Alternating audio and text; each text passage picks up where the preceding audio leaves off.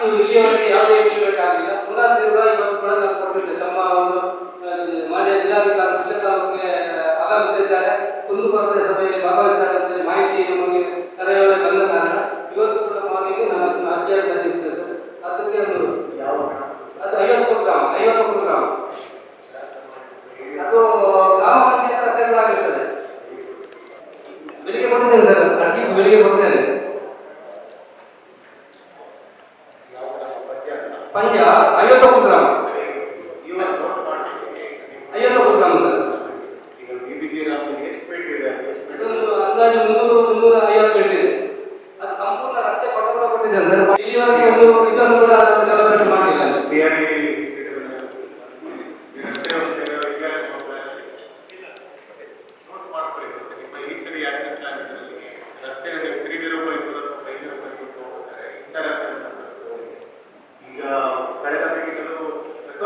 Twenty ಬಂದಿದ್ದೆ 3 ವರ್ಷ ಆಯ್ತು. ಈ ಮೀಟಿಂಗಲ್ಲೂ ಕೂಡ ಹೇಳ್ತಾ ಇದ್ದಾರೆ ಇಂಥದರ ಮತ್ತೆ ನೀವು ಗ್ರಾಮ ಪಂಚಾಯತಿ ಫಂಡಿಂದ ಏನಾದರೂ ಆದಿದ್ರಾವಿಡ ತಾಲೂಕು ಆದಿದ್ರಾವಿಡ ಸಮಾಜ ಸೇವಾ ಸಂಘದ ತಾಲೂಕು ಸಮಿತಿಯ ಗೌರವ ಸಲಹೆಗಾರನಾಗಿ ಈಗ ಮಾತಾಡ್ತೇನೆ. ಸುಳ್ಯ ತಾಲೂಕಿನಲ್ಲಿ ನಮಗೆ ಪರಿಶಿಷ್ಟ ಜಾತಿ ಸರ್ಟಿಫಿಕೇಟ್ಗೆ ಇದು ತೆಗಿಬೇಕಾದ್ರೆ ತುಂಬಾ ಗೊಂದಲ ಇದೆ. ಇದು ನಮ್ದು ಆದಿದ್ರಾವಿಡ ಸಮುದಾಯ ಬರ್ತದೆ. ಬಹುಶಃ ಇತ್ತೀಚಿನ ಒಳ ಮೀಸಲಾತಿ ಸರ್ಕಾರದ ಒಳ ಮೀಸಲಾತಿ ಒಂದು ಏನು ಪ್ರಕ್ರಿಯೆ ಆಯಿತು, ಅಲ್ಲಿಯ ನಂತರ ಇವತ್ತು ಈಗ ಸರ್ಟಿಫಿಕೇಟ್ ತೆಗಿಬೇಕಾದ್ರೆ ನನ್ನದೇ ನನ್ನ ನಾನು ಸರ್ಟಿಫಿಕೇಟ್ ತೆಗಿಬೇಕಾದ್ರೆ ಆದಿದ್ರಾವಿಡ ಉಪಜಾತಿ ಹೇಳ್ತಾರೆ. ನಾನು ಆದಿದ್ರಾವಿಡ ಉಪಜಾತಿ ನಾನೆಲ್ಲಿಂದ ತರಬೇಕು? 1950ಕ್ಕೆ ಸರ್ಕಾರ ನೋಟಿಫಿಕೇಶನ್ ಹಾಕಬೇಕಾದ್ರೆ ಜಾತಿಯನ್ನು ವಿಂಗಡಣೆ ಮಾಡಬೇಕಾದ್ರೆ 101 ಪರಿಶಿಷ್ಟ ಜಾತಿಯಲ್ಲಿ 101 ಜಾತಿ ಬರ್ತಿತ್ತು.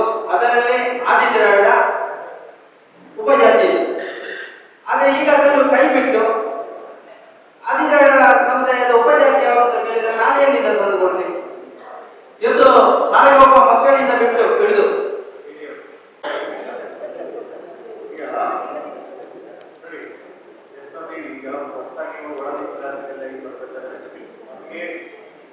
ಜಾತಿ ಇರುತ್ತೆ ಉಪಜಾತಿಗಳು ಕೂಡ ನಾವು ಆ ಸರ್ಟಿಫಿಕೇಟ್ ಕೊಡ್ತಾ ಇದ್ದೀವಿ.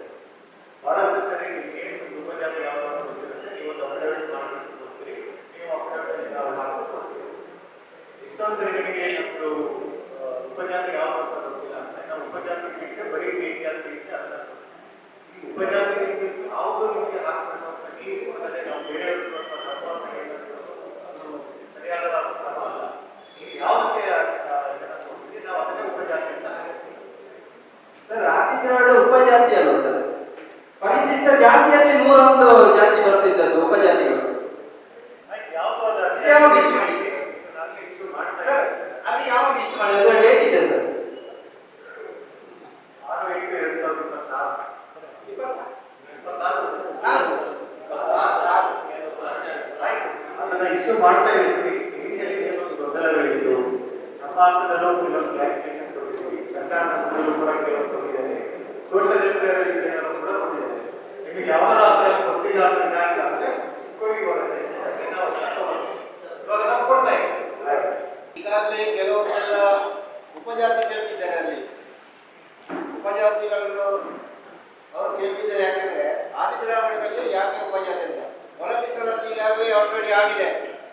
ಮೀಸಲಾತಿ ಇದನ್ನು ಬರುವಾಗ ಇದರಲ್ಲಿ ಇದರಲ್ಲಿ ಗೆಜೆಟಿಂಗ್ ನೋಟಿಫಿಕೇಶನ್ ಅಲ್ಲಿ ಆದಿದ್ರಾವಿಡ ಅಂತ ಇದರಲ್ಲಿ ಇಲ್ಲ. ರಾಜ್ಯ ಸರ್ಕಾರದ ಪ್ರವರ್ಗ ಎ ಪ್ರವರ್ಗ ಬಿ ಅಂತ ಇದು ಮಾಡ್ತೀವಿ.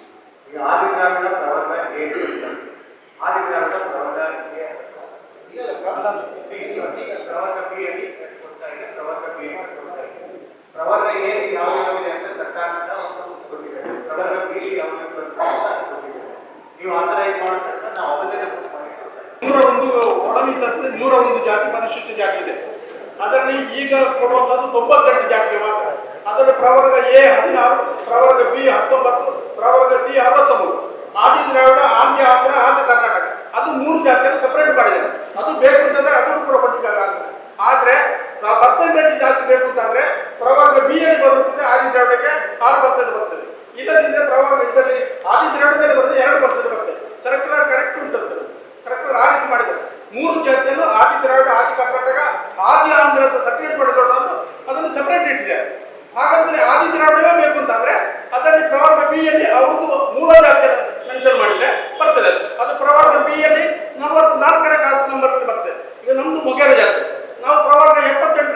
ಕೈಯಲ್ಲಿ ಬಗ್ಗೆ ಹೇಳ್ಕೊಳ್ಳಿ ಆ ರೀತಿ. ನಾನು ಅದನ್ನೇ ಹೇಳ್ತೇನೆ. ಹೌದು ಸರ್. ನಾವೇನು ಹೇಳ್ಕೊಳ್ಳಿ ಅದೇ ಕರೆಕ್ಟ್ ಇದೆ ಅರಣ್ಯ ಭೂಮಿಯಲ್ಲಿ ಹಕ್ಕುಪತ್ರ ಸಿಕ್ಕಿದೆ. ಆದರೆ ಅವರಿಗೆ ಮುಂದೆ ತಹಶೀಲ್ದಾರ್ ಇಬ್ಬರ ಕೊಟ್ಟಿದ್ದಾರೆ, ನಿಮಗೆ ರಸ್ತೆ ಮಾಡಿಕೊಡ್ಲಿಕ್ಕೆ ಆಗುದಿಲ್ಲ ಅಂತ ಹೇಳಿ. ಹಕ್ಕುಪತ್ರ ರೆಕಾರ್ಡಲ್ಲಿ ಏನಿದೆ ಅಂತ ಹೇಳಿದ್ರೆ, ಇದರ ಅರಣ್ಯ ಸಂರಕ್ಷಣಾಧಿಕಾರಿ ಅರಣ್ಯದಲ್ಲಿ 1970 ಮತ್ತು 69ನೇ ಒಳಮಟ್ಟದ ಕೇಂದ್ರ ಸರ್ಕಾರವು ನಿರ್ವಹಿಸಿರುವ ಈ ಮುಂದಿನ ಸೌಲಭ್ಯಕ್ಕಾಗಿ ಪ್ರತಿ ಹೆಕ್ಟೇರಿಗೆ 75 ಮರಗಳನ್ನು ಮೀರಾದಂತೆ ಕಟ್ಟುವುದಕ್ಕೆ ಅವಕಾಶ ಇರುತ್ತದೆ. ಅದರಲ್ಲಿ ಅರಣ್ಯ ಕಿಟ್ಟುಗಳ ಅವಶ್ಯ ಇರುತ್ತದೆ. ಶಾಲೆ, ಔಷಧಾಲಯ, ಆಸ್ಪತ್ರೆ, ಅಂಗನವಾಡಿ, ನ್ಯಾಯಾಲಯದಲ್ಲಿ ವಿದ್ಯುತ್, ದೂರವಾಣಿ ಸಂಪರ್ಕ, ಕೆರೆಗಳು ಮತ್ತು ಇತರ ಸಣ್ಣ ಜಲಕಾಯಗಳು, ರಸ್ತೆ ಮತ್ತು ಸೌಲಭ್ಯಗಳನ್ನು ಒದಗಿಸಲಾಗುತ್ತದೆ. ಹೇಳಿ ಪಾಯಿಂಟ್ ಏನು ಬೇಕು? ಅವರಿಗೆ ರಸ್ತೆ ಬೇಕು, ನನಗೆ ಹಕ್ಕುಪತ್ರ ಸಿಕ್ಕಿರುತ್ತದೆ. ಯಾವ್ದು ನಾಲ್ಕು ಒಳ್ಳೆಯದಾದ ಕಮ್ಯುನಿಟಿ ರೈಟ್ಸ್ ಅಲ್ಲಿ ಅದು ಪ್ರಾವಿಷನ್ ಇದೆ ಅಂದ್ರೆ ನಾವು ಕೊಡ್ಬೋದು ಸರ್. ಬಟ್ ಅವರಿಗೆ FR ಯಾವ ಗ್ರ್ಯಾಂಟ್ ಆಗಿದೆ ಮತ್ತು ಅಪ್ಲಿಕೇಶನ್ ಸ್ಟೇಟಸ್ ಸರ್ಟಿಫಿಕೇಟ್ ಅಂತ ವೆರಿಫೈ ಮಾಡ್ತಾರೆ. ಸುಮಾರು 50-60 ವರ್ಷದಿಂದ ಒಂದು 40-48 ಕುಟುಂಬ ವಾಸ ಮಾಡಿಕೊಂಡಿದ್ದೇವೆ. ಇಷ್ಟುವರೆಗೆ ಅವರಿಗೆ 90% ಕೊಟ್ಟು ಹಕ್ಕುಪತ್ರ ಸಿಕ್ಕಿದೆ. ಮತ್ತೆ ಸ್ಮಶಾನಕ್ಕೆ ಜಾಗ ಇಲ್ಲ, ಯಾರಾದ್ರೂ ತೀರಿ ಹೋದ್ರೆ ಆ ಎಕ್ಸೆಸ್ ಜಾಗದಲ್ಲಿ ಅವರನ್ನೇ ಅಂಗಳದಲ್ಲಿ ಕಲ್ಪಿಸುವ ಪರಿಸ್ಥಿತಿ. ಇದು ಸಾಮಾಜಿಕ ಜಾಲತಾಣದಲ್ಲಿ ಸಹ ಬಂದಿದೆ. ಇದರ ಬಗ್ಗೆ ತಹಶೀಲ್ದಾರ್ ಅವರಿಗೆ ಕೊಟ್ಟಿದ್ದೇವೆ ಅರ್ಜಿ, ನಮಗೆ ಕಾರ್ಯನಿರ್ವಹಣಾಧಿಕಾರಿಗಳಿಗೆ ಕೊಟ್ಟಿದ್ದೇವೆ. ನಿಮಗೆ ಕೂಡ ಮಂಗಳೂರಿಗೆ ಬಂದ ನಿವೃತ್ತಿಲ್ಲ ಅರ್ಜಿ ಕೊಟ್ಟು ಬಂದಿದ್ದೇವೆ ಸರ್. ಈಗ 6 ತಿಂಗಳ ಮುಂಚೆ ಮತದಾನ ಬಹಿಷ್ಕಾರದ ಪ್ರತಿ ಮನೆಯಲ್ಲಿ ಸಹ ಬ್ಯಾನರ್ ಅನ್ನು ಹಾಕಿದ್ದಾರೆ. ಇಷ್ಟವರೆಗೆ ಯಾವುದೇ ಒಂದು ಅಧಿಕಾರಿಗಳಿಗೆ ಭೇಟಿ ಕೊಟ್ಟಿಲ್ಲ. ಸರ್ವೆ ಅವರು ಸ್ಮಶಾನಕ್ಕೆ ಜಾಗವನ್ನು ಸರ್ವೆ ಮಾಡಿ ಕೊಟ್ಟಿದ್ದಾರೆ. ಕೊಟ್ಟದನ್ನು ಒಬ್ಬ ಸಾರ್ವಜನಿಕರು ಬಂದು ಬೇಲಿ ಹಾಕಿ ಗಿಡ ನೆಟ್ಟಿದ್ದಾರೆ. ಅದು ನಮ್ಮ ಜಾಗ. ಹಾಗಿರುವಾಗ ಈಗ ಅದು 48 ಕುಟುಂಬಗಳಿಗೆ ಹಕ್ಕುಪತ್ರದಲ್ಲಿ ಯಾವ ಮನೆಯ ಸೌಲಭ್ಯ ಇಲ್ಲ, ರಸ್ತೆಗೆ ಸರಿಯಾದ ವ್ಯವಸ್ಥೆ ಇಲ್ಲ, ಮತ್ತೆ ಟೈಮ್ ಮನೆಯ ಮೇಲ್ಗಡೆ ಹಾಕುವುದು ಅದನ್ನು ತೆರವು ಮಾಡಲಿಕ್ಕೆ ಸೇರಿದರೆ ಯಾವ ಬಹಳ ಉಂಟು. ವೆರಿಫೈ ಮಾಡಿ ಬೇಕು.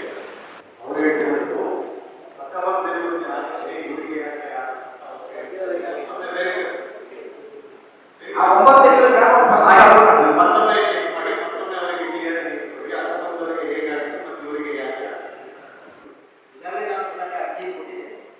ನಿಮ್ಮ ಗಮನಕ್ಕೆ ಬಂದಿಲ್ಲ, ತಾಲೂಕು ಬಂದಿದೆ ಅಂತ ಗೊತ್ತಿದೆ. ಇನ್ನೊಂದು 5-6 ಪಾಯಿಂಟ್ ಇದೆ. ಈಗ ಇಲ್ಲಿ DC ಮಟ್ಟದ ಬಗ್ಗೆ ಮಾತಾಡಿ. ಆಲ್ರೆಡಿ ನಾವು ಕಳೆದ ಮೀಟಿಂಗ್ ಕೂಡ ತಹಶೀಲ್ದಾರ್ ಮೀಟಿಂಗ್ DC ಮಟ್ಟದ ಬಗ್ಗೆ ಪ್ರಸ್ತಾವನೆ ಎತ್ತಿದಾಗ ತಹಶೀಲ್ದಾರ್ ಹೇಳಿದ್ರು, ಈಗ DC ಬಗ್ಗೆ ಯಾವುದೇ ಇಲ್ಲ, ಸರ್ಕಾರಿ ಜಾಗಗಳಿಲ್ಲ. ಈಗ ಗುತ್ತಿಗಾರ ಗ್ರಾಮದಲ್ಲಿ 214/2 A-B-1ರಲ್ಲಿ 4 ಎಕರೆ 75 ಸೆಂಟ್ಸ್ ಗೋಚರ ಜಾಗ ರಿಸರ್ವೇಶನ್ ಆಗಿನ ಎಸ್ಸಿ ಇಟ್ಟಿದ್ದಾರೆ.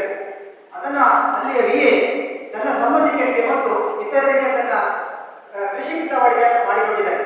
ದಯವಿಟ್ಟು ನಾನು ನಿಮ್ಮಲ್ಲಿ ರಿಕ್ವೆಸ್ಟ್ ಮಾಡ್ತಾ ಇದ್ದೇನೆ, ಯಾವುದೇ ಕಾರಣಕ್ಕೂ ಗೋಚರ ಜಾಗವನ್ನ ಇತರರಿಗೆ ಬಿಟ್ಟು ಕೊಡದೇನೆ ಸರ್ಕಾರ ಅದನ್ನು ಸ್ವಾಧೀನಪಡಿಸಿಕೊಳ್ಬೇಕು. ನಂಬರ್ 2, ಸುಳ್ಳೆಗಾಲದಲ್ಲಿ ದರಿದ್ರ ಭೂಮಿ ಅತಿಕ್ರಮಣ ಜಾಸ್ತಿ ಆಗಿದೆ. ಸುಳ್ಳೆಗಾಲ ಗುತ್ತಿಗೆದಾರ ಗ್ರಾಮದ DCDA 141/78-79ರಲ್ಲಿ 5 ಜನ ದಲಿತರಿಗೆ 1 ಎಕರೆ 25 ಸೆಂಟ್ಸ್ ಜಾಗದಲ್ಲಿ 4 ಜನರಿಗೆ 5 ಎಕರೆ ಭೂಮಿ ಮಂಜೂರಾಗಿದೆ.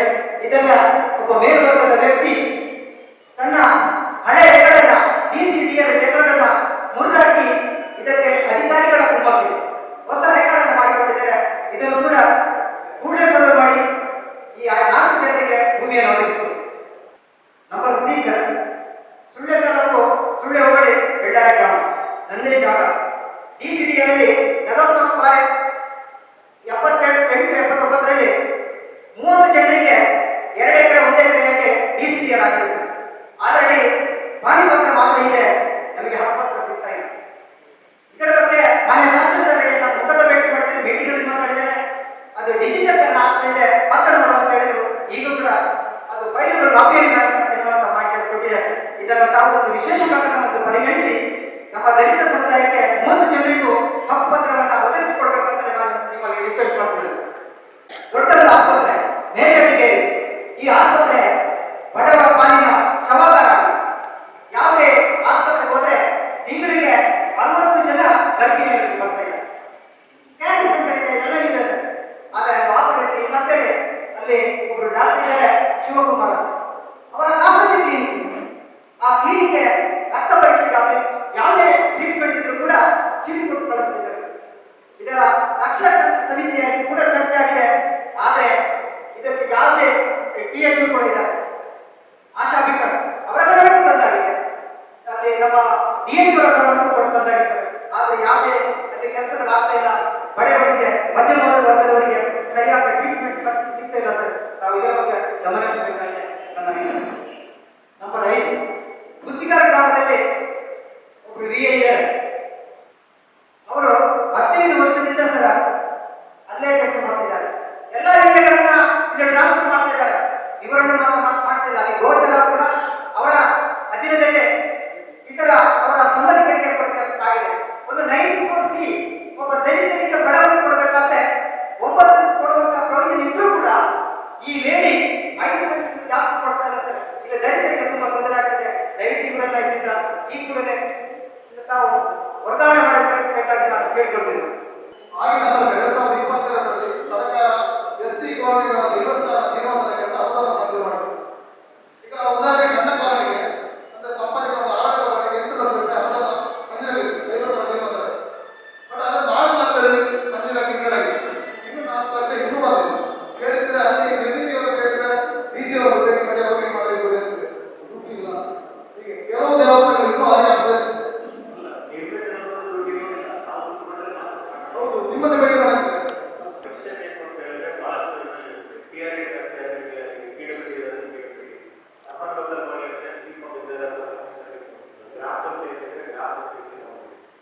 ನಮಗೆ ರಸ್ತೆ ಯಾವುದೋ ಬಟ್ ಇದೇನಾದ್ರು ಕೊಟ್ಟು ಪ್ರಬೋಧನೆ ನಾವು ಮಾಡಿದ್ರೆ ಸರ್ಕಾರ ಅದನ್ನ ದಲಿತರು ಯಾವುದೋ ಒಂದು ಸ್ಥಳದಿಂದ 100 ಗುಡಿಸಲು ಕಟ್ಟಿಕೊಂಡು ವಾಸ ಮಾಡ್ತಾ ಇದ್ದಾರೆ.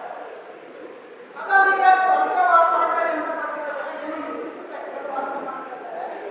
ಈಗ ನಮಗೆ ಅದು ಬರುವಾಗ ನಾವೇನಾದರೂ ಕಾನೂನು ಪ್ರಕಾರವಾಗಿ ಹಕ್ಕುಪತ್ರ ಮಾಡಿಕೊಂಡು ಅದು ಬೇರೆ ಯಾವುದೋ ಒಂದು ಜಾಗ ಆಗಿದೆ. ಈಗ ನಾವು ಅದನ್ನು ಗಮನದಲ್ಲಿಟ್ಟು ಮಾಡಿ ಅಥವಾ ತಿದ್ದುಪಡಿ ಮಾಡಿ ಅಂತ ಹೇಳಿ ನಾವು ಮನವಿ ಕೊಟ್ಟರೆ ಅದು ಯಾವುದೋ ಒಬ್ಬ ಹೆಸರಲ್ಲಿ ಆದೇಶ ದಾಖಲಾಗಿದೆ. ಇಂಥ ಪರಿಸ್ಥಿತಿಯಲ್ಲಿ ನಮ್ಮ ಸಾವಿರಾರು ಜನಗಳಿದ್ದಾರೆ. ಅವರೆಲ್ಲರೂ ಒಂದೇ ರೀತಿಯಾಗಿ ನಾವು ಕೂಡ ಕೇಳಿಕೊಂಡಿದ್ದೇವೆ.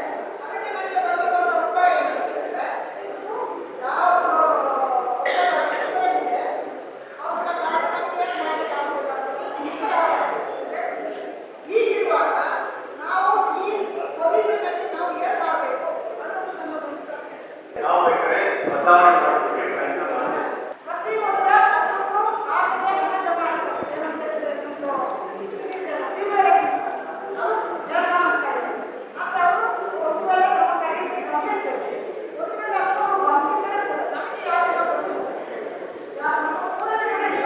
ಪ್ರತಿ ವರ್ಷ ಇರ್ತೀನಿ, ನಾನು ಮುಂಬೈಲಿ ಇರ್ತೀನಿ, ಬೆಂಗಳೂರಲ್ಲಿ ಇರ್ತೀನಿ, ಬಟ್ ಯಾಗಂತೆ ಏನಾದರೂ ಅವರು ನಮ್ಮ ಕೈಗೆ ಆಯ್ತು ಚೆಕ್ ಮಾಡಿ ಚೆಕ್ ಮಾಡಿ 2 ವರ್ಷಕ್ಕೆ ಮಾತ್ರ 5 ಲಕ್ಷ ರೂಪಾಯಿ ಜಾಸ್ತಿ ಗ್ರಾಮದ ಕಿತ್ತೂರಿ ಕನಿಷ್ಠ ವ್ಯಾಧಿ ಮನೆಗೆ ಮಂಜೂರಾಗಿದೆ. ಆ ಹಣ ಎಲ್ಲಿಯೋ ಇರ್ತದೆ, ಈ ಕಡೆ ಗೊತ್ತಿಲ್ಲ. ನಾವು ಇಲ್ಲಿ ಬುದ್ಧಿವಾದ ಸಭೆಯಲ್ಲಿ ಕೂಡ ಮುಂದಿನ ರಾಷ್ಟ್ರ ಇರುವಾಗ ಅದನ್ನು ಇದು ಮಾಡಿ ಮಂಜೂರಾಗಿದೆ ಅಂತ ಹೇಳ್ತಾರೆ. ಅದರ ಮೇಲೆ ಅದು ಹಾಗೆ ಉಂಟಿಲ್ಲ. ಏನು ಆಗಿದೆ ಅಂತ ನಮಗೆ ಗೊತ್ತಿಲ್ಲ. ಅದು ಹಿಂದುಳಿದ ವರ್ಗ ಕಲ್ಯಾಣ ವರ್ಗದಿಂದ 5 ಲಕ್ಷ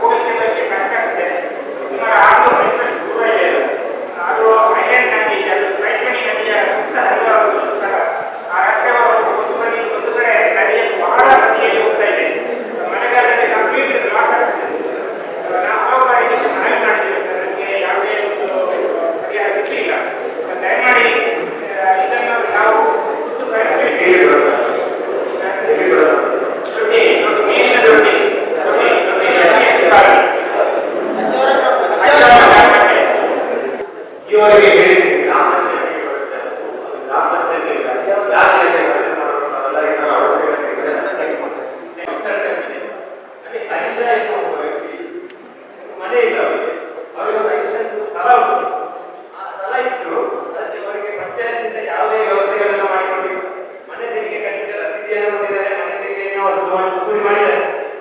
ಆದರೆ ನೀರಿನನ್ನು ಕೂಡ ಕಾಪಾಡಿಕೊಂಡಿದ್ದಾರೆ ಅವರಿಗೆ.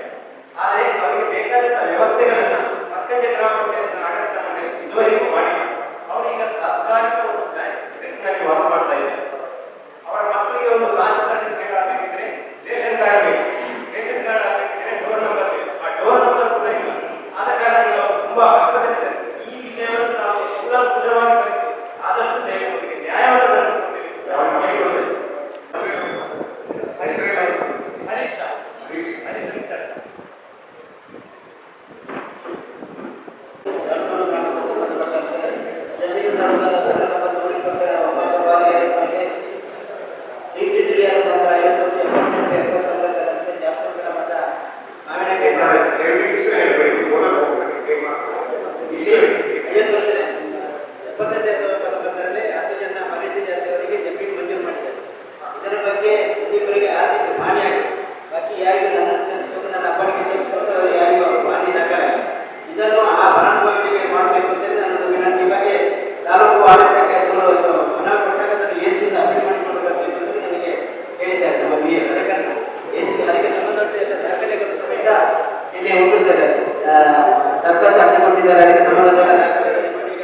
ನಕ್ಷೆ ಮತ್ತು ಅವರ ಮೇಲೆ ಹೆಸರು ಮಾತ್ರ ಮಾಡಿಬಿಟ್ಟು ಅದನ್ನು ದಲಿತರಿಗೆ ಮಾಡಿಕೊಡುವುದು ವಿನಂತಿ. ಚೆಕ್ ಮಾಡ್ತೀವಿ ಒರಿಜಿನಲ್ ದಾಖಲೆಗಳೆಲ್ಲ ಇದ್ರೆ ಅದಕ್ಕೆ ಮಾಡಿ ನೀವು ಕೊಟ್ಟಿದ್ದೀರಿ ಮನೆಗೆ ಕೊಡ್ತೀವಿ ನಿಮ್ಮರ ಕೊಡ್ತೀವಿ.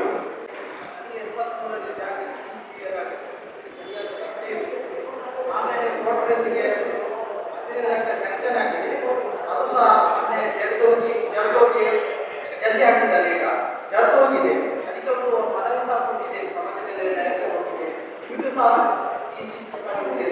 ಎಲ್ಲ ಬೈನಲ್ಲಿ ಬಂದಿದೆ. ಅದನ್ನು ತಡೆಗೊಳ್ಳಬೇಕು. ತಡೆಗೊಳ್ಳಿ ಮನೆಯಲ್ಲ ಸರಿ ಹೊಲದಿಗೆ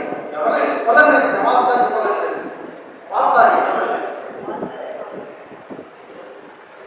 ಚೆಕ್ ಮಾಡಿ. ಪ್ರೈವೇಟ್ ಮನೆಗೆ ನಾವು ಮಾಡಿಕೊಳ್ಳಲು ಬರೋದಿಲ್ಲ. ಆದಾಯವಾಗಿ ಅಡ್ಕಲ್ ವಿನೋಬ ನಗರದ ಸ್ಥಳದಲ್ಲಿ ಈಗ ನಗರದಲ್ಲಿ ಒಂದು ಇನ್ನೊಂದು ಗಿರಿಜನರಾದ ನಾವು ಹೆಚ್ಚಾಗಿ ನಾವು ಕಾಡಿನಲ್ಲಿ ನಾವು ವಾಸವಾಗಿರುವುದು. ಅಲ್ಲಿ ಮುಂದಿನ ಕಾಡದಿಂದ ಭೂಮಿ ಬರವಣಿಗೆ ಯಾವುದು ಹೇಳಿದ್ರು. ಅದರ ಜೊತೆ ತಮ್ಮಲ್ಲಿ ಮನವಿದೆ. ಈಗಾಗಲೇ ಬರವಣಿಗೆ ಇದ್ದವರ ಅವರು ಮರಣ ಹೊಂದಿದ್ರೆ ನಂತರ ಅವರ ಮಗನಿಗೆ ಈಗಿನ ಎಲ್ಲ ಪರಿಸ್ಥಿತಿಗಳನ್ನು ನಿಭಾಯಿಸಿಕೊಂಡು ಹೋಗಿ ಈ ಮರಣ ಸಮುದಾಯದವರು ಆ ಬರವಣಿಗೆ ಮಾಡುವ ಶಕ್ತರಲ್ಲ. ಜಾಗ ಹೇಗೆ ಬದಲಾವಣೆ ಆಗ್ತದೆ, ಪಾಠ ಬದಲಾವಣೆ ಅದೇ ರೀತಿಯಲ್ಲಿ ಆ ಭೂಮಿಯ ಬರವಣಿಗೆ ಕೂಡ ಅವರ ನಂತರದವರು ಯಾರು ಹಕ್ಕುದಾರರಿಗೆ ಮಾಡಿಕೊಳ್ಳುವುದು ಒಂದು ಮುಖ್ಯವಾದ ಪ್ರಶ್ನೆ ಅಂತ ಹೇಳಿದ್ರೆ, ಗಡಿನಾಡ ಕನ್ನಡಿಗರು ನಮ್ಮ ಪಕ್ಕದ 25 ಕಿಲೋಮೀಟರ್ ಕಳೆದ್ರೆ ಕಾಸರಗೋಡು ಡಿಸ್ಟ್ರಿಕ್ಟ್ ನಮಗೆ ಅಂತ ಇದೆ, ಸುಳ್ಯಕ್ಕೆ. ಇಲ್ಲಿಂದ ಮದುವೆಯಾಗಿ ಬರತಕ್ಕಂಥ ಮಹಿಳೆಯರಿಗೆ ಇಲ್ಲಿ SC ಸರ್ಟಿಫಿಕೇಟ್ ಕೊಡ್ತಾರೆ, ಪ್ರಮಾಣ ಪತ್ರ. ಯಾಕಂತ ಹೇಳಿದ್ರೆ ಅವರ ಮೂಲ ಸೌಕರ್ಯಕ್ಕೆ ಬಹಳ ತೊಂದರೆ ಆಗ್ತದೆ. ಇದು ನನ್ನ ಮೊದಲ ಪ್ರಶ್ನೆ. ಅದನ್ನು ತಾವು ಸರಿ ಮಾಡಿಕೊಡ್ಬೇಕು ಅಂತ ಈ ಸಭೆಯಲ್ಲಿ ನಾನು ಕೇಳಿಕೊಳ್ತೇನೆ. ಎರಡನೇದು, DC ಮನ್ನಾ ಭೂಮಿ ಈಗಾಗಲೇ ಪ್ರಸ್ತಾಪ ಆಗಿದೆ ಸರ್. ಸರ್ಕಾರದ ಯಾವುದೇ ಕಟ್ಟಡಗಳಿದ್ರೆ ತಾವು ಅದನ್ನು ಮಾಡಲಿಕ್ಕೆ ಬರೋದಿಲ್ಲ ಅಂತ ನಮಗೆ ಸೂಚನೆ ಕೊಟ್ಟಿದ್ದೀವಿ. ಅದೇ ರೀತಿ ಮೇಲ್ವರ್ಗದವರು DC ಮನ್ನಾ ಭೂಮಿಯನ್ನ ಒತ್ತುವರಿ ಮಾಡಿದರೆ ತಾವು ಏನು ಕ್ರಮ ಕೈಗೊಳ್ತೀರಿ ಅಂತ ತಿಳಿಸಬೇಕು ಸರ್ ನನಗೆ. ಇವಾಗಲೇ ನಮ್ಮ ಜಿಲ್ಲೆಯಲ್ಲಿ ಬಹಳಷ್ಟು ಎಲ್ಲೆಲ್ಲಿ ಒತ್ತುವರಿಯ ಮಾಹಿತಿ ತಗೊಂಡು ಈಗಲೂ ಕೂಡ ಯಾರಾದರೂ ಒತ್ತುವರಿ ಕೊಟ್ಟರೆ ಅದು ಒತ್ತುವರಿನ ತೆರವುಗೊಳಿಸೋದಕ್ಕೆ ನಾವು ನಿಯಮಾನುಸಾರ ಕ್ರಮ ತಗೊಂಡಿದ್ದೀವಿ. ಒಂದು ಎರಡನೇದು, ಬಹಳಷ್ಟು ಕೋರ್ಟ್ ಕೇಸನ್ನು ಕೂಡ ನಾವು ಫೈಟ್ ಮಾಡ್ತೀವಿ. ತಾಲೂಕು ಲೆವೆಲ್ಗೆ ಜಿಲ್ಲಾಮಟ್ಟದಲ್ಲಿ ನಾವು ಮಾಡ್ತಾ ಇದ್ದೀವಿ. ಕೋರ್ಟಲ್ಲಿ ಹೋಗಿದ್ದಾರೆ, ಸ್ಟೇ ತಂದಿದ್ದಾರೆ, ನಾವು ಕೊಟ್ಟಿರೋ ನೋಟಿಸ್ಗಳಿಗೆಲ್ಲ ಈ ತಾಲೂಕಲ್ಲ ಎಲ್ಲ ತಾಲೂಕು ಸೇರಿ ಹೇಳ್ತಾ ಇದ್ದೀವಿ. ನಾವು ನ್ಯಾಯಾಲಯದಲ್ಲೂ ಕೂಡ ಅದ್ರ ಬಗ್ಗೆ ಒಟ್ಟಿನಲ್ಲಿ ನಮ್ಮದೇ DC ಮನ್ನಾ ಜಾಗ DC ಮನ್ನಾ ಉದ್ದೇಶಪಟ್ಟಿರ್ತಾರೆ ಯಾವುದು ನಾವು ಮಾಡೋದಕ್ಕೆ ಬಿಡೋದಿಲ್ಲ, ಅದು ಮಾಡೋದಕ್ಕೆ ಬರೋದಿಲ್ಲ.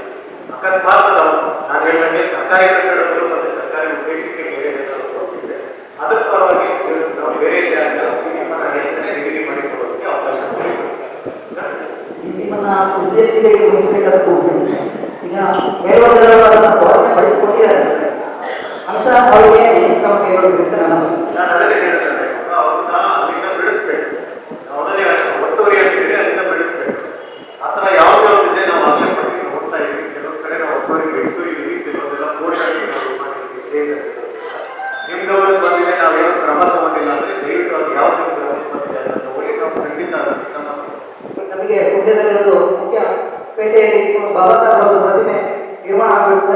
ತಾವು ಇದಕ್ಕೆ ಅನುವು ಮಾಡಿಕೊಡ್ಬೇಕು ಅಂತ ತಮ್ಮಲ್ಲಿ ಕೇಳ್ಕೊಳ್ಬೇಕು. ಅದ್ರ ಬಗ್ಗೆ ಇದು ನೀವು ಫಸ್ಟ್ ಕೇಳ್ತಾ ಇರೋದು ಎಲ್ಲಿ ಏನಿದೆ ಅಂತ ನಾವು ಸರಿ ಮಾಡಿ ಎಸ್ಟಿಮೇಟ್ ಏನಾದ್ರು ಮಾಡಿದ್ರೆ ಮಾಡಿಕೊಂಡು ಅವಕಾಶ ಎಲ್ಲಿದೆ ಸಿಟಿ ಒಳಗಡೆ ಎಲ್ಲಿ ಮಾಡಬೇಕು ಅಂತ ನೋಡ್ಕೊಂಡೇ ಮಾಡ್ಬೋದು. ಮೂಲ ಮಂದಿರ ಜಾತಿ ಅಂತ ತಂದೆ ತಾಯಿ ಮಕ್ಕಳಿಗೆ ಹೆಸರು ಅವರು ವಿದ್ಯಾರ್ಥಿ ಮಕ್ಕಳು ಅಥವಾ ಅಜ್ಜನ ಸಂತತಿ ಇತರ ಮಕ್ಕಳಿಗೆ ಕಾನೂನಿನ ಜೊತೆ ಸರ್ ಮತ್ತೊಮ್ಮೆ ಅಜ್ಜನ ಈಗ ಮೂಲ ಮಂದಿರದಿಂದ ತೀರಿಕೊಂಡ ನಂತರ ತಂದೆ ತಾಯಿ ಮಕ್ಕಳಿಗೆ ಸಹಾಯ ಕಾನೂನು ಅರ್ಥದಲ್ಲಿ ಅದಲ್ಲದೆ ಅವರ ಅಣ್ಣ ತಮ್ಮನ ಮಕ್ಕಳಿಗೆ ಅಥವಾ ಅಜ್ಜನ ಇನ್ನೊಂದು ಪರವಾದ ಹೆಸರು ಬರವಣಿಗೆ ಅವಕಾಶ ಉಂಟಾ? ಈಗ ತಾತ ತೀರ್ಕೊಂಡಿದ್ದಾರೆ ಅಂದ್ರೆ ತಾತನ ಮಕ್ಕಳು ಮೊಮ್ಮಕ್ಕಳಿಗೆ ಯಾವ ರೀತಿ ಪ್ರಕಾರ ಆಸ್ತಿ ಇರಬೇಕು ಎಲ್ಲರಿಗೂ ಸಮಾನವಾಗಿ ಮಧ್ಯ ಬರ್ತದೆ. ಹೆಣ್ಣಾಗಿ ಗಂಡಾಗಿ ಬಟ್ ಅವರ ತಾತನ ಆಸ್ತಿ ಅವರೇನಾದ್ರು ಬಿಲ್ ಬರುತ್ತೆ ಅಥವಾ ಮಾರಾಟ ಮಾಡಿ ಆ ಥರ ಬಂದರೆ ಮಾತ್ರ ಆಸ್ತಿ ಅವರ ಆಸ್ತಿಗೆ ಏನಿರ್ತದೆ ಮಕ್ಕಳಿಗೆ ಮತ್ತು ಮೊಮ್ಮಕ್ಕಳಿಗೆ ಏನು ಸೇರ್ತದೆ ಎಲ್ಲ ಮಕ್ಕಳು ಎಲ್ಲ ಮೊಮ್ಮಕ್ಕಳು ಕೂಡ ಸೇರೇ ಸೇರ್ತದೆ. ಹೌದಲ್ಲ ಲೀಗಲ್ ನಮ್ಮ ಲೀಗಲ್ ಹೆಸರಿಗೆ ಯಾವ ನಮ್ಮ ಇದರಲ್ಲಿ ಮಾಡಬೇಕು ಒಂದು ಪರಂಪರೆಯಾಗಿ ಬಂದಿರುವಂತಹ ಆಸ್ತಿ ಯಾವ ರೀತಿ ಸೇರ್ತದೆ ಅದು SC STಗೆ ಸೆಪರೇಟ್ ಜನರಲ್ ಅವರಿಗೆ ಸೆಪರೇಟ್ ಅಂತ ಎಲ್ಲರಿಗೂ ಒಂದೇ ಅಣ್ಣ ತಮ್ಮನ ಮಕ್ಕಳಿಗೆ ಅಣ್ಣ ತಮ್ಮಂದ್ರ ಮಕ್ಕಳಿಗೆ ಬರೋದಿಲ್ಲ ಬರೀ ತಾತನ ಸಂತತಿ ಮಾತ್ರ ಬರುತ್ತೆ. ತಾತನ ತಮ್ಮನ ಮಕ್ಕಳಿಗೆ ತಾತನ ಅಣ್ಣನ ಮಕ್ಕಳಿಗೆ ಅದು ಬರೋದಿಲ್ಲ. ನಾವು ಲೀಗಲ್ ಹೆಸರು ಹಾಕೋದು ನಾವು ಬೇರೆ ಹೆಸರಿಗೆಲ್ಲ ಮಾಡಿಕೊಡ್ತೇವೆ. 3 ಎಕರೆ 56 ಹೆಸರು ನಮ್ಮ ಹೋಗ್ತೇವೆ. ನಿಮ್ಮ ಆಸ್ತಿನ ಬೇರೆಯವರಿಗೆ ಮಾಡಿದರೆ ಬದ್ದೆಗಾಗಿರೋದು AC ಅಪೀಲ್ ಹಾಕೋದು. ಒಂದು ನೀವು ಸಿವಿಲ್ ಕೋರ್ಟಿಗೆ ಹೋಗ್ಬಿಟ್ಟು ಇಲ್ಲ AC ಕೋರ್ಟಿಗೆ ಹೋಗ್ಬೇಕು. ಬಹಳ ಸಿಂಪಲ್ ಆಗಿರೋದು AC ಕೋರ್ಟ್. ನಿಮ್ಮ ಆಸ್ತಿನ ಬೇರೆಯವರಿಗೆ ಮಾಡಿದರೆ ಅದರ ಒಂದು ಬದಲಾವಣೆ ಮಾಡಬೇಕಂದ್ರೆ ಉಪವಿಭಾಗಾಧಿಕಾರಿಗಳ ಕೋರ್ಟಿಗೆ ದಯವಿಟ್ಟು ಅಲ್ಲೇ ಆಗ್ತದೆ. ನಮಗೆ ಎಂತ ಸೌಲಭ್ಯ ಇಲ್ಲ ಸರ್. ಅಂದ್ರೆ ನಮಗೆ ಪಂಚಾಯತ್ ಯಾವುದೇ ಸೌಲಭ್ಯ ಇಲ್ಲ. ನಾವು ತೆರಿಗೆ ಕಟ್ತೇವೆ ಆದ್ರೆ ನಮಗೆ ಪಂಚಾಯತ್ ಯಾವ ಯಾಕಂತ ಮುಂದೆ ವಿಷಯ ಹಕ್ಕುಪತ್ರ ಇಲ್ಲ. ಹಕ್ಕುಪತ್ರಕ್ಕೆ ನಾನು ಇಲ್ಲಿ ಕೊಟ್ಟಿದ್ದೇನೆ. ಇದು ಸರ್ಕಾರಿ ಜಾಗ ಅಂದ್ರೆ ಸರ್ಕಾರಿ ಜಾಗಕ್ಕೆ ಹಕ್ಕುಪತ್ರ ಕೊಡೋದಿಕ್ಕೋ ಅಥವಾ ಗೊತ್ತಿಲ್ಲ ಸರ್. ಅದ್ರ ಬಗ್ಗೆ ನನಗೆ ಮಾಹಿತಿ ಇಲ್ಲ. ಮತ್ತೆ ಆ ನಂತರ ಇದು ಅದೇ ಗರಟೆಗಾಗಿ ಮತ್ತು ಮತ್ತೆ ಪರಿಷ್ಕಾರ ಮಾಡಿದ್ದೇವೆ. ಅದ ನಂತರ ಅಲ್ಲಿ ಗರಟೆಗೆ ಬಂದು ಇದು ನವಗ್ರಾಮ ಮಾಡಲಿಕ್ಕೆ ಅದರಲ್ಲಿ ಒಂದಿಷ್ಟು ನಾವೊಂದು 50-60 ವರ್ಷ ಆಯ್ತು ಸರ್ ಅಲ್ಲಿ ವಾಸ ಮಾಡಿ. ಅದು ಇವಾಗ ಇದ್ದ ಮನೆ ನಾವೀಗ ವಾಸವಾಗಿದ್ದಲ್ಲ ಅಲ್ಲೇ ಬರ್ತದೆ ಸರ್. ಅದು 1 ಎಕರೆ ಜಾಗ ನವಗ್ರಾಮ ಮಾಡಲಿಕ್ಕೆ ಆ ಒಂದು ನವಗ್ರಾಮ ಮಾಡುವ ನಮ್ಮ ಏರಿಯಾದಲ್ಲಿ ಸರ್ಕಾರಿ ಜಾಗ 9 ಎಕರೆ 9 ಸೆಂಟ್ ಜಾಗ ಇರ್ತದೆ. ಅದರಲ್ಲಿ ಅಲ್ಲಿ ನಮ್ಮ ಏರಿಯಾ ಬೇರೆ ಕಡೆ ಬರಬೇಕು, ಬೇರೆ ಕಡೆ ನವಗ್ರಾಮ ಅಂತ ಬೇರೆ ಕಡೆ ಜಾಗ ಮಾಡಿ ಎಕರೆ 9 ಜಾಗ ಇರ್ತದೆ. ಅದಂದ್ರೆ ನಾವೊಂದು 15 ಮನೆಯವರಲ್ಲಿ ಅಂದ್ರೆ SC ಅಲ್ಲದೆ OBC ಸಹ ಇದ್ದಾರೆ. ಒಂದು 3 ಸೆಂಟ್ 5 ಸೆಂಟ್ ಜಾಗದಲ್ಲಿ ಇರ್ತಾರೆ ನಮಗೆ. ನಮ್ಮದಲ್ಲದದ್ದು ಬೇರೆಯವರ ವಕೀಲದಲ್ಲಿ ಉಂಟಾ ಜಾಗ. ಹಾಗೆ ಅದನ್ನು ನಿಮ್ಮ 9 ಎಕರೆ 9 ಸೆಂಟ್ ಜಾಗ ಸರ್ವೆ ಮಾಡಬೇಕು. ಕೊಡಿ ತಹಸೀಲ್ದಾರಿಗೆ ಆಯ್ತಾಯ್ತು. ಇದೇ ಒಂದು ಸಮಗ್ರ ಗ್ರಾಮದಲ್ಲಿ ಒಂದು ಇಲ್ಲಿಂದ 300 ಮೀಟರ್ ಅಲ್ಲಿ ಒಂದು ಬಲಿತ ಜಾಗ ಇದ್ದಾರು 3 ಮನೆ ಇದೆ. ಅವರಿಗೆ ರಸ್ತೆ ಇಲ್ಲ. ಒಂದು 74 ವರ್ಷದಿಂದ ರಸ್ತೆ ಇಲ್ಲ. ಅವರ ಮೊನ್ನೆ ಅವರ ಗಂಡ ಹೃದಯಾಘಾತದಲ್ಲಿ ಇದು ಮಾಡುವ ಅವರು ಹೊತ್ತುಕೊಂಡು ಒಂದು ಚೇರಲ್ಲಿ ಹೊತ್ತುಕೊಂಡು 5-6 ಜನ ಹೊತ್ತುಕೊಂಡು ಅವರು ಬರೀತಾರೆ. ಈ ಕಸಬ ಗ್ರಾಮದಲ್ಲಿ ಇದ್ದು ಒಂದು ಮೂಲಸೌಕರ್ಯ ಇಲ್ಲ ಅಂತ ಹೇಳಿದರೆ ಏನಂತ ಹೇಳಿದರೆ ಬಿಫೋರ್ ಇದು ಉಂಟಲ್ಲ ಒಂದು 20 ವರ್ಷದಿಂದ ಮುಂಚೆ ಕೊಡ್ತಾ ಇದ್ದಾರೆ. ನಮಗೆ ಮೂಲಸೌಕರ್ಯ ಇಲ್ಲ ಅಂತ ಹೇಳಿ ಆದರೂ ಒಂದು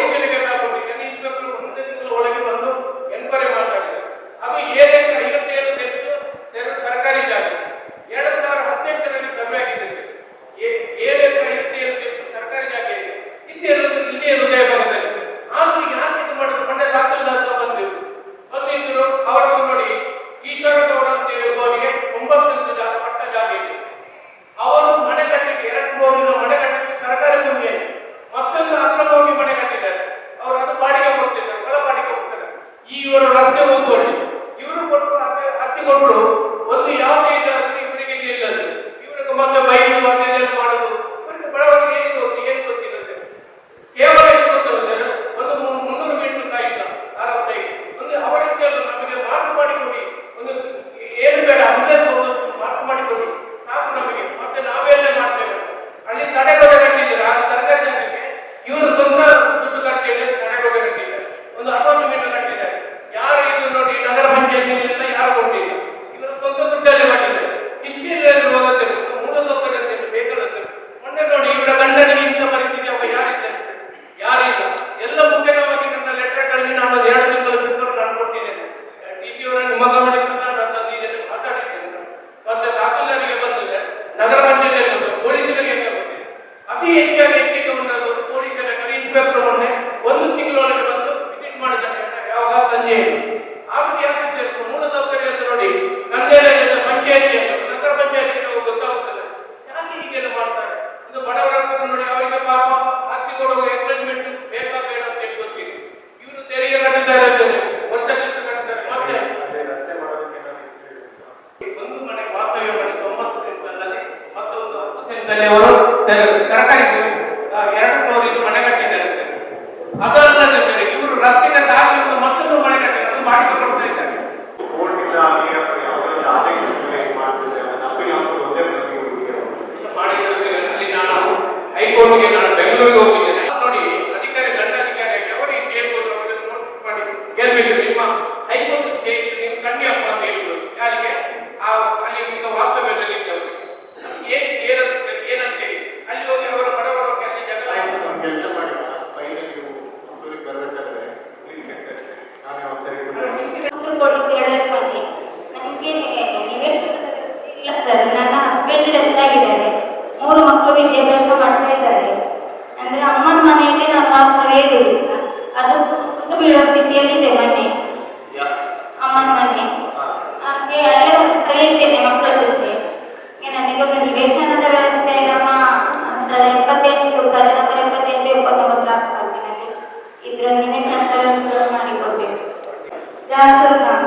ನಿವೇಶನ ರೈತ ಕಟ್ಟಲಿ ಹೆಸರಿದೆಯಾ ಕೊಟ್ಟಿದ್ದೇನೆ. ಚೆಕ್ ಮಾಡಿ. ನಿವೇಶನ ರೈತ ಕಟ್ಟಲಿ ಇದ್ರೆ ಅದನ್ನ RTC ರಿಪೋರ್ಟಲ್ಲಿ ಎಂಟ್ರಿ ಮಾಡಬೇಕು. ಜನಸಂಪರ್ಕ ಜನಕ್ರಿಯೆ ಪೊಲೀಸ್ ಅಂತ ಇದೆ. ಅದೇ ರೀತಿ ನಮ್ಮ ಇಲಾಖೆಯಲ್ಲಿ ಕೂಡ ಎಲ್ಲ ಅಧಿಕಾರಿಗಳು ಜನಕ್ಕೆ ಯಾಕೆ ಅವರು ವರ್ತಿಸಿದರೆ ಹತ್ತು ಹಲವಾರು ಸಮಸ್ಯೆಗಳು ಗ್ರಾಮ ಮಟ್ಟದಲ್ಲಿ ಬಾಳ ಆಗುವುದನ್ನು ನಾನು ಅನಿಸಿದೆ.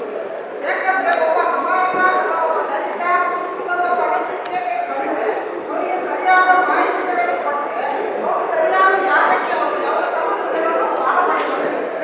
ಆದ ಕಾರಣ ನಮ್ಮ ಪೊಲೀಸ್ ಇಲಾಖೆಯಲ್ಲಿ ಜನರಿಗೆ ಇದೆ, ನಮ್ಮ ಸಮಸ್ಯೆಗಳು ಬಂದಾಗ ಕೂಡಲೇ ಸ್ಪಂದಿಸಿ ನಮಗೆ ರಕ್ಷಣೆ ಕೊಡ್ತಾರೆ. ಹಾಗೆ ನಮ್ಮ ವೃತ್ತಿ ಇಲಾಖೆಯಲ್ಲಿ ಕೂಡ ಆ ಜನಸೇವೆ ಅನ್ನೋದನ್ನು ನಾವು ಬಳಕೆ ಮಾಡಿದರೆ ನಮ್ಮ ಗ್ರಾಮಾಂತರ ಬಡವರಿಗೆ ರೈತರಿಗೆ ತುಂಬಾ ಸಹಾಯ ಆಗಮಿಸಿ ಎಲ್ಲ ನಮ್ಮ ಸಲಹೆ ಸೂಚನೆ ಇಶ್ಯೂಸ್ನ ಹೇಳಿದ್ರಿ. ಇದು ಒಂದೇ ಅಲ್ಲ, ಏನೇ ಇಶ್ಯೂಸ್ ಇದ್ರೂ ಕೂಡ ನೀವು ತಾಲೂಕು ಆಫೀಸಿಗೆ, AC ಆಫೀಸಿಗೆ ಅಥವಾ ನನ್ನ ಆಫೀಸಿಗೆ ಯಾವಾಗ ಬೇಕಾದ್ರೂ ಬರ್ಬೋದು. ಬಟ್ ಬರೋದಕ್ಕಿಂತ ಮುಂಚೆ ಇಲ್ಲಿಂದ ದಯವಿಟ್ಟು ಅಪಾಯಿಂಟ್ಮೆಂಟ್ ತಗೊಂಡು ಬನ್ನಿ. ಅವಾಗ ನಾನು ಯಾವಾಗ ಇರ್ತೀನಿ ಅವಾಗಲೇ ಅಪಾಯಿಂಟ್ಮೆಂಟ್ ಬಂದು ಕಾರ್ಯ ತಿಂಗಳಿಗೆ ಒಂದು ದೂರುಗಳಿವೆ, ಆದರೆ ಹೇಳ್ಕೊಳ್ತಾರೆ, ಲಿಖಿತ ಹೇಳ್ಕೊಳ್ತಾರೆ, ಅದು ಹೇಳ್ಕೊಳ್ತೀನಿ. ನೋಡಿ, ಮೇಜರ್ ದೂರ ಇದ್ದಿದ್ದು ನಮ್ಮದು ಪ್ಲಾಟಿಂಗ್ ಆಗ್ತಾನೆ ಇಲ್ಲ, ಅಥವಾ ನಮ್ದು ಏನಿದೆ ಅದು 1 to 5 ಆಗ್ತಿಲ್ಲ. ಇವಾಗ ಜನರಿಗೆ ಕೇಳೋದಕ್ಕಿಂತ ಮುಂಚೆನೇ ನಾವು 1 to 5 ಇದು ಮಾಡ್ತೀವಿ. ಇನ್ನು 3 ತಿಂಗಳಲ್ಲಿ 1 to 5 ಸಮಸ್ಯೆನೇ ಇರೋದಿಲ್ಲ. ಈಗಾಗಲೇ ಅನುಬಂಧ ಒಂದು ಜನರೇಟ್ ಮಾಡೋದು ಕೊನೆ ಹಂತದಲ್ಲಿ. ಯಾವ್ಯಾವ ಸರ್ವೆ ನಂಬರಲ್ಲಿ 600 ಎಕರೆ 700 ಎಕರೆ 800 ಎಕರೆ ಇರುವಂಥದ್ದು, ಮತ್ತು ಒಂದೇ ಸರ್ವೆ ನಂಬರಲ್ಲಿ 300 ಜನ 350 ಮನೆ ಕೊಟ್ಟಿರ್ತಾರೆ. ಅಂಥವು ಮಾತ್ರ ನಮ್ಮಲ್ಲಿ ಪೆಂಡಿಂಗ್. ಹಲವಾರು ಇದೆ ಸರ್ವೆ ನಂಬರ್ಗೆ ಅದನ್ನೇ ಗಟ್ಟಿ ಇಷ್ಟು ವರ್ಷಗಳಿಂದ ಅದನ್ನೇ ಹೇಳ್ತಾ ಇದ್ದೀವಿ. ಇಷ್ಟು ವರ್ಷದಿಂದ ಪೆಂಡಿಂಗ್ ಇರೋದನ್ನ ನಾವು ಮುಗಿಸ್ಕೊಡ್ತಾ ಇದ್ದೀವಿ. ಯಾರು ಜನರು ನಮಗೆ ಬಂದು ಅಪ್ಲಿಕೇಶನ್ ಹಾಕೋ ಅವಶ್ಯಕತೆ ಇಲ್ಲ, ಸಿಂಗಲ್ ಕೂಡಿ ಅವಶ್ಯಕತೆ ಇಲ್ಲ, ಒಬ್ರು ಗುಂಪಾಗಿ ಬಂದು ಮಾಡೋ ಅವಶ್ಯಕತೆ ಇಲ್ಲ. ಜನರು ಮಾಡೋದಕ್ಕಿಂತ ಮುಂಚೆ ನಾವೇನೇ 1 to 5 ಮಾಡಿ ಕೊಡ್ತಾ ಇದ್ದೀವಿ. ಜಾಯಿಂಟ್ ಸರ್ವೆ ಮಾಡ್ತಾ ಇದ್ದೀವಿ. ಯಾವುದು ನಿಮಗೆ ಹಿಂದೆ ಪತ್ರಕರ್ತರು, ಜಿಲ್ಲಾ ಪತ್ರಕರ್ತರ ನೇತೃತ್ವದಲ್ಲಿ ಗ್ರಾಮ ವಾಸ್ತವ್ಯ ಮಾಡಿದ್ವಿ ಕೊಲ್ಲಮ್ಮ ಗ್ರಾಮದಲ್ಲಿ. ಆಗ ಆಗಿನ ಜಿಲ್ಲಾಧಿಕಾರಿಗಳು ಬಂದವರು ಸೂಚನೆ ಕೊಟ್ಟರು, ಸರ್ವೆ ಮಾಡ್ತೀವಿ. ಇದು ಭಾರಿ ದೊಡ್ಡ ಸಮಸ್ಯೆ. ಜಂಟಿ ಸರ್ವೆ ಈಗ ಭಾಗಶಾರಣ್ಯ ಅನ್ನುವಂಥದ್ದು ನಮ್ಮ ತಾಲೂಕಲ್ಲಿ ದೊಡ್ಡ ಸಮಸ್ಯೆ ಆಗಿ ನಾನು ಆಗಲೇ ಹೇಳಿದಂಗೆ ಏನಾದರೂ ಒಂದು ಅದಕ್ಕೆ ಕೆಲಸಗಳು ಫಾಸ್ಟ್ ಆಗಿ ಬಹುಶಃ ಅರಣ್ಯದ ಇದರಲ್ಲಿ ಇಶ್ಯೂಸು ಭಾಳಷ್ಟು ತಿಳ್ಕೊಂಡಿರೋ ಅಥವಾ ಸಮಯದಲ್ಲಿ ಬಳಸಿರುವಂಥ ಇದರಲ್ಲಿ ನಾನು ಕೂಡ ಹೋದೆ. ಯಾಕಂದರೆ ನಾನು ಎ ಸಿ ಆಗಿದ್ದು ಸಾಗರದಲ್ಲಿ, ಬೆಳಗಾಮಲ್ಲಿ ಸಿ ಇ ಆಗಿದ್ದು, ಡಿ ಸಿ ಇಲ್ಲಿ ಆಗಿದ್ದು. ಅರಣ್ಯದ ಇಶ್ಯೂಸು ಅರಣ್ಯ ಇಲಾಖೆದೂ ಕೂಡ ಭಾಳಷ್ಟಿದೆ, ನಮ್ಮ ಕಂದಾಯ ಇಲಾಖೆದು ಇದೆ, ಮಧ್ಯದಲ್ಲಿ ನಮ್ಮ ಜನರಿಗೂ ಕೂಡ ಭಾಳಷ್ಟು ಇಶ್ಯೂಸ್ ಆಗ್ತಿದೆ.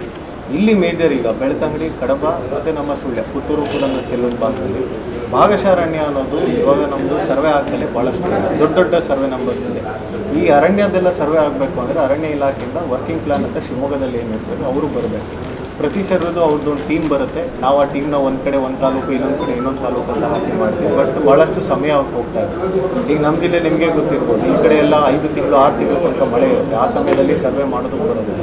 ಅದಕ್ಕೆ ನಾವು ಈ ಅಕ್ಟೋಬರಿಂದ ನಾವು ರಿಕ್ವೆಸ್ಟ್ ಮಾಡ್ಕೊಂಡಿರೋದು, ಅಟ್ಲೀಸ್ಟ್ 3 ಟೀಮ್ನಾದ್ರೂ ಸೆಪ್ರೇಟಾಗಿ ಕಳಿಸಿದ್ರೆ ಒಂದೊಂದು ತಾಲೂಕಿಗೆ ಒಂದು ಸೆಪ್ರೇಟ್ ಟೀಮ್ನ ನಾವು ಹಾಕ್ಬೋದು. ಅದರಲ್ಲಿ ಮತ್ತೆ ನಾವು ಇದು ಮಾಡಿಕೊಡ್ತೀವಿ ಅಂತ ಇದು ಪ್ರಸ್ತಾವನೆ ನಾವು ಆಗಲೇ ಕಳಿಸಿದ್ದೀವಿ. ಹಿರಿಯ ಅಧಿಕಾರಿಗಳ ಜೊತೆ ಮಾತಾಡಿದ್ವಿ. ಈ ಸರಿ ಕೊಡ್ತಾರೆ ಅಂತ ಒಂದು ನಂಬಿಕೆ ಕೂಡ ಇದೆ.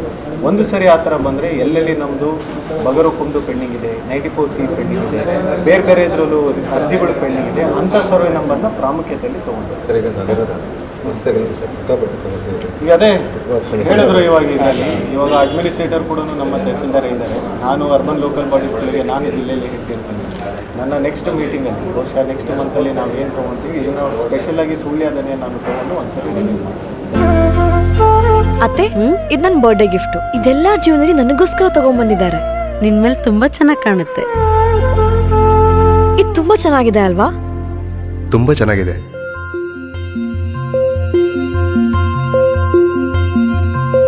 It will look really good on you. Amma? Huh? Mother is always son's first love.